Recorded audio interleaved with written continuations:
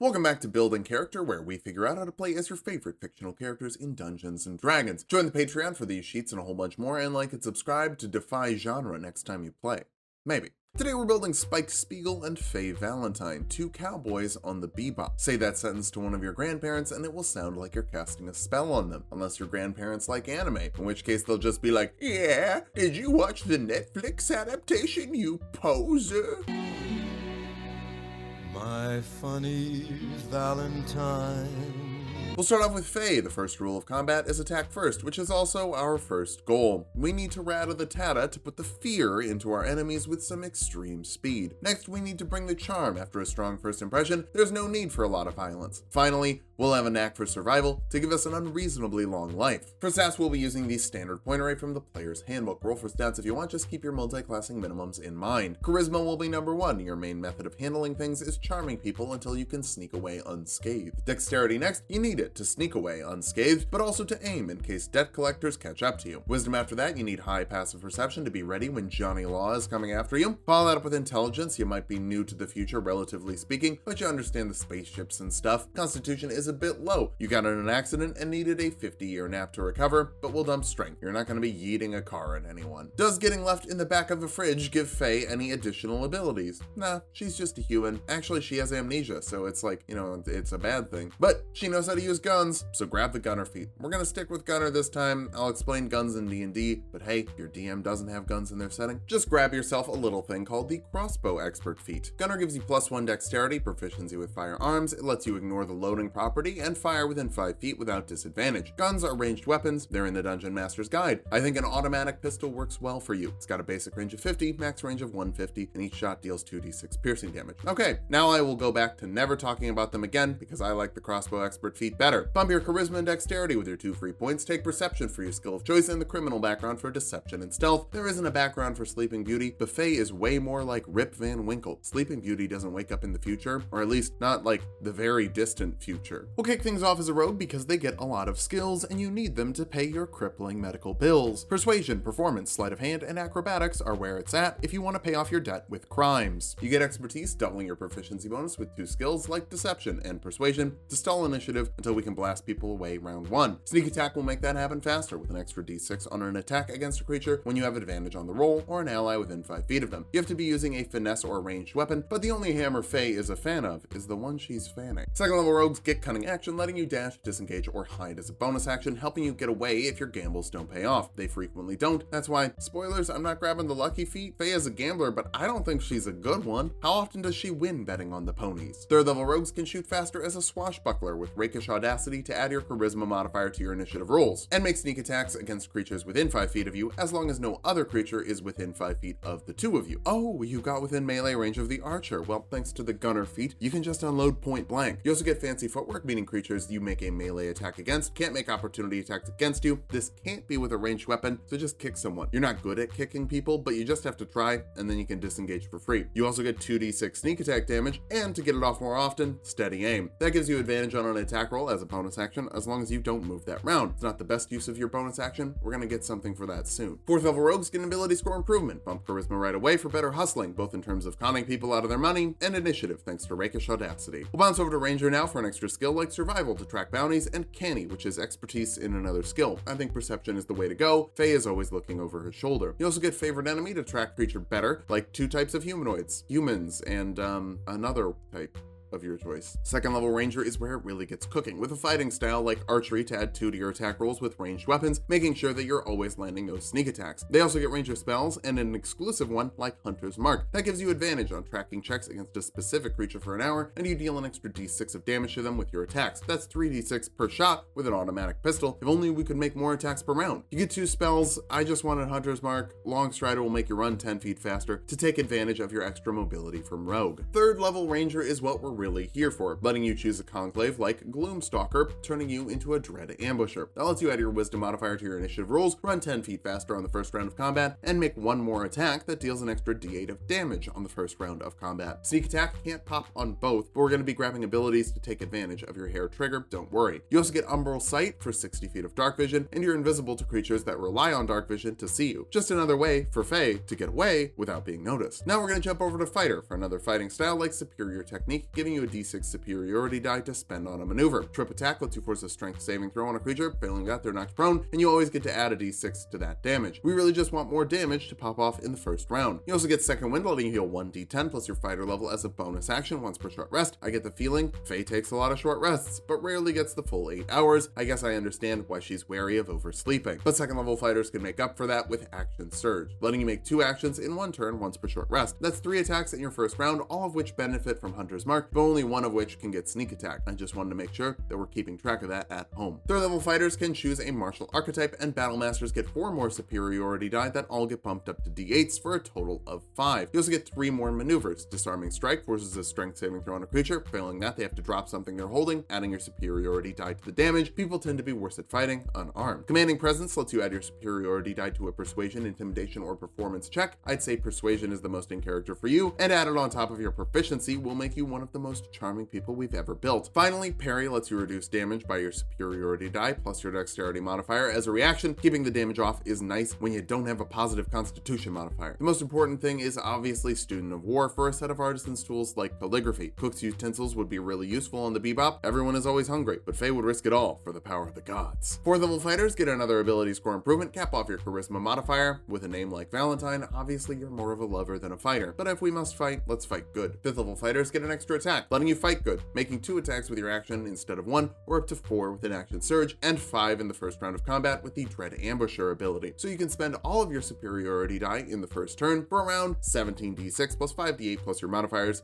at the moment. Let's bump your dexterity up to make sure those hits land. 6th level fighters get another ability score improvement, bump your dexterity up for more accurate shots and better initiative. Back over to Rogue now. 5th level rogues get Uncanny Dodge, letting you take half damage as a reaction as long as you can see the source of damage. But even more importantly, you get 3d6 sneak attack damage for that first round ambush. 6th level rogues get expertise in another 2 skills. Sleight of hand and acrobatics will help you bamboozle and weasel out of grapples. Grapples are really dangerous when you don't have a ton of health. 7th level rogues get evasion, so you take half damage on failed dexterity saves and no damage on successful ones. Tons of explosions out in space, best not to be trapped in them. You also get 4d6 sneak attack damage. 8th level rogues get another ability score improvement. Capping off your dexterity is the most important thing before we grab a little feat instead of an ability score improvement, not like a foot. 9th level rogues get Panache, letting you make a persuasion check against another creature's insight check. If they fail, you get a fun bonus. If they're non-hostile, they're charmed by you for a minute or until an ally attacks them. That's probably the best thing you can do if you're trying to resolve things without getting shot at. If they're hostile, they have disadvantage on attacks against creatures who aren't you and can't make opportunity attacks against them either. Drawing fire isn't your favorite move, but stalling the fight out is. You also get 5d6 sneak attack damage here. 10th level rogues get to push that ambush damage up higher if they take the sharpshooter feat, letting you take a -5 penalty to your attack roll to add 10 to the damage roll and fire at max range without disadvantage. We'll talk about the ambush damage in a second. I'll just put it in the pros section. But first, our capstone is the 11th level of rogue for reliable talent, meaning the lowest you can roll on a skill check you're proficient with is a 10, followed by your modifier. With expertise in 5 skills and proficiency with 2 more, you're gonna get your way, as long as your reach doesn't exceed your grasp. Also, 66 sneak attack damage, that's pretty easy to grasp. Now that we've hit level 20, let's figure out how well we've learned the first rule of combat. With a repeating pistol, Hunter's Mark, sneak attack, 5 superiority die, action surge, Dread Ambusher, and Sharpshooter, you can deal 21d6 plus 68 plus 75 total damage, or around 162 in a single round. That's an entire health bar of a decent chunk of the characters we've built. You're also loaded with skills to make people like you, so you don't have to shoot them. Finally, you're really fast with Cunning Action and Long Strider pairing together to help you run away. Bad news though, you're gonna have to run away. With around 100 HP depending on how you rolled, meaning that you're one of the characters that your attacks could erase. You also don't have magical damage. Your DM will probably give you a magical weapon, but if they don't, you could struggle to do anything in combat. Finally,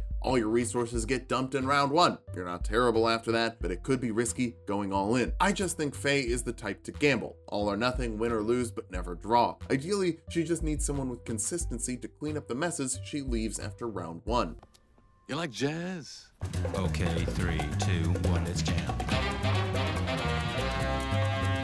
Let's start off with our goals for this build. First, we need a fluid fighting style like water. Next, we need guns. They hit harder than water does generally. Finally, we'll get some real finesse with cowboy techniques to make us look cooler than other characters. Seriously, Bebop is one of the anime OGs, but it looks so good, like compared to modern anime even. Like, why does it look so much better than everything else? How dare they? For stats, we'll be using the standard point array from the player's handbook. Roll for stats if you want, just keep your multi-classing minimums in mind. Dexterity will be number 1. Your eyes are sharp. Well, at least one of them is. Wisdom next, tracking down bounties, is how you get bread on your table, or lots of shiitake mushrooms at the very least. Charisma after that, you might not be quite as suave as Faye, but hey, who is? Intelligence after that, sometimes you need to do some investigation to find the baddies. Constitution is a bit low, you fought a child and needed to spend a week in recovery. The child had god powers and looked like the love child of Robotnik and Dr. Facilier, but still. We'll dump strength, you're kinda spindly, and your fighting style relies on using your enemy's weight and power against them. Spike from Cowboy Bebop is a human, but Spike from Rugrats is a dog, so let's customize it, custom lineage. It's actually just because I want +2 to 1 stat, but that explanation doesn't pacify people who dislike custom lineage. I have to find the right pacifier for their little baby faces. Take the gunner feat for +1 to your dexterity, proficiency with firearms, and the ability to fire within 5 feet of yourself without disadvantage. You could also ignore the loading property to round out the Tata as much as you like. Bump your dexterity to 18 with your 2 free points, take deception for your skill of choice, and build your own background for survival and investigation skills. Call it the Zimbo background. That's Tim Curry's character in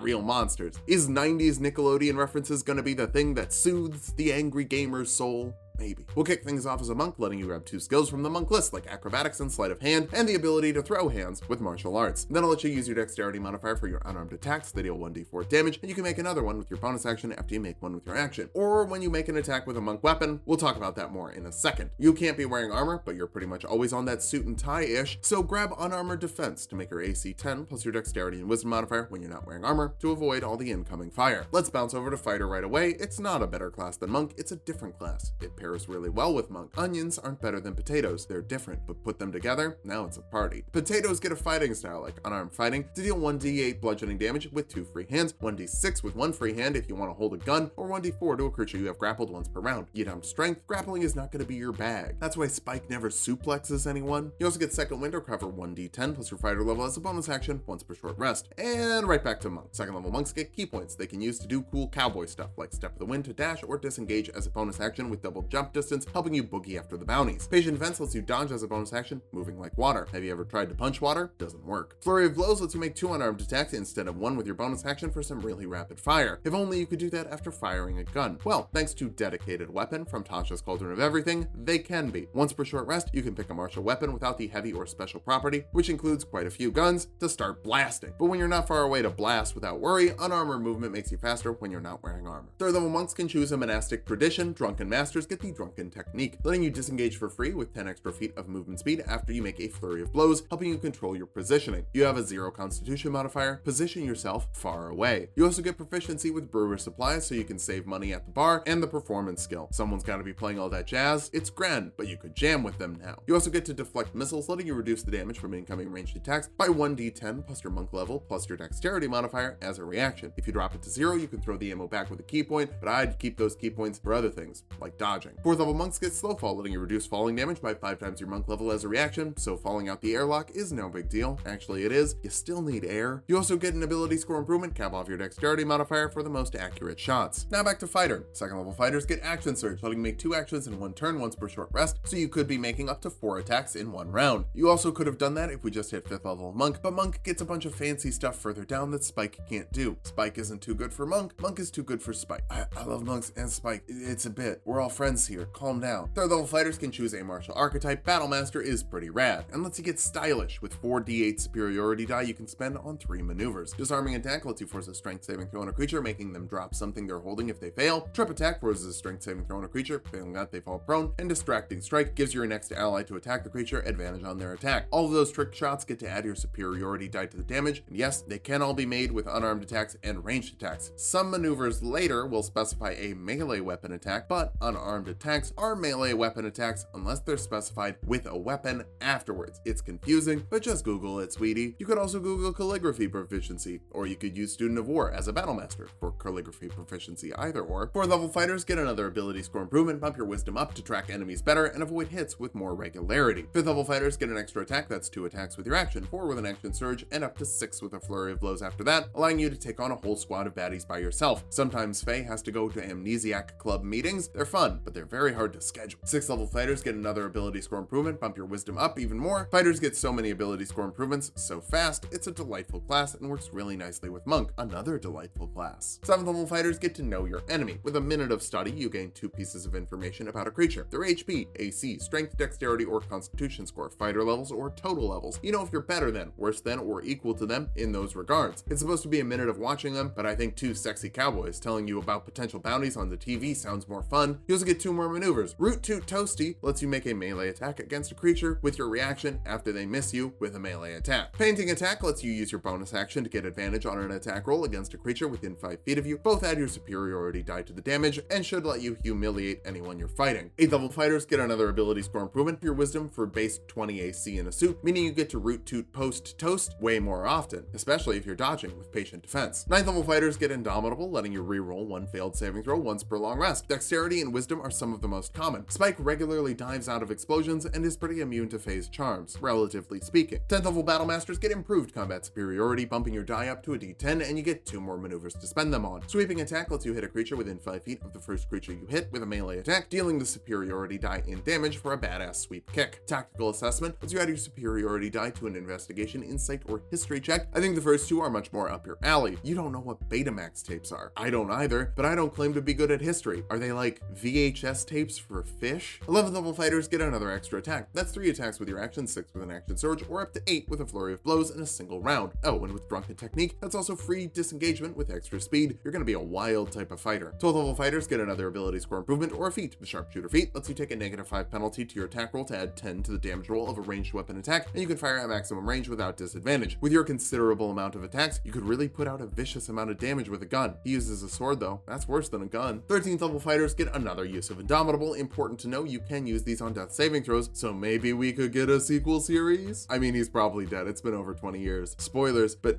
it has been over 20 years. 14th level fighters get another ability score improvement. I think it's that time in Fighter where you just have too many and you take the tough feat. I'm good with that. Spike needs some more HP. That's 36 here and 40 total by the end of things. 15th level Battle Masters are relentless, giving you a superiority die when you roll initiative and have none left. You also get a 6th superiority die to use on 2 more maneuvers. Commander Strike lets you give an ally an attack using their reaction, adding your superiority die to the damage. Since Sneak Attack is only once per turn, not once per round, you could use this with Faye to give her an extra sneak attack per round. It's pretty nasty. Pushing Attack forces a strength saving throw on a creature. Failing that, they're pushed back 15 feet. Of course, you also add your superiority die to the damage of that attack. Our capstone is the 16th level fighter, where we can grab 1 more feat. The Fighting Initiate feat gives you another fighting style, like archery, to add 2 to your attack rolls with ranged weapons, making sure all your sharp shots don't miss. Now that we've hit level 20, let's figure out how viable this build is. First, you're stylish, with a bunch of maneuvers to make yourself look cool and your foes look the fool. You're also dealing really consistent damage, 4 attacks per round, without resources, up to 8 with some resources, and a capped off modifier and sharpshooter to put out the extra ouchies. Finally, you're great at keeping damage off and getting away unscathed, with disengagement options and the tough feat for a little extra cushion. For weaknesses, no magical damage means higher level foes could ignore all of your damage. You're also got limited resources. Superiority die and key points both recover on short rests, but you could burn through them in less than 4 rounds. Finally, mixing martial arts and ranged combat gives you some variety, but focusing on one or the other could be more helpful, so we didn't have to spend a feat to get a second fighting style. But if Faye comes in and demolishes people in the first round, and Spike can move between a crowd after that, the problems are going to get solved quickly. Then you'll get the big bucks and get back to the bebop. Just don't rush things too much. A short run could give you trouble finding syndication. Thanks for watching. If you liked the video, subscribe for more. I made double videos every day this month. You can go watch them all right now. Join the Patreon for these cheats and a whole bunch more, and sub to Tulok and Mango for more Tulok fun.